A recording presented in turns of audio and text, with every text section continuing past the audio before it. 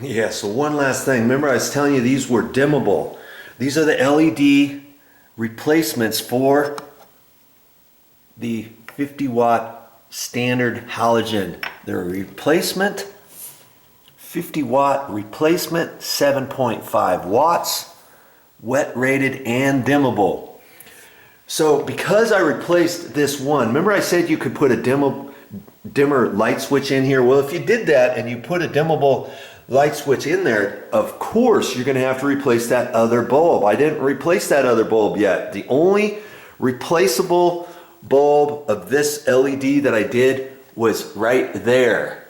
So if I wanted to make these dimmable on a light switch that was a dimmable light switch, you know, with the paddle up and down, I would of course have to take this other standard halogen out of the ceiling and put in one of the LEDs, because I don't think these are dimmable. These standard halogen bulbs are dimmable. I just don't think they are. I've never really tried it, but I just don't think they are. Okay? So there's another tip for you if you want halogen bulbs, kind of like this, to make them dimmable.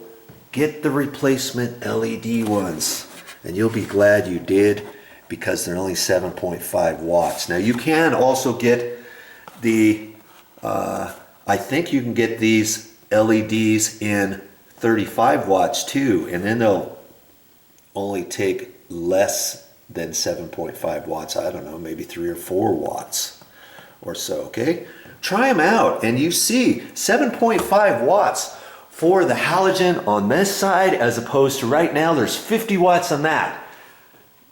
Now I'm not a magician, but on the camera, on your video camera, is this one any brighter than this one? On my video that I'm taking right now, it doesn't look any brighter. This one looks just as bright as that one, okay? All right, time to go. This is Video Joe.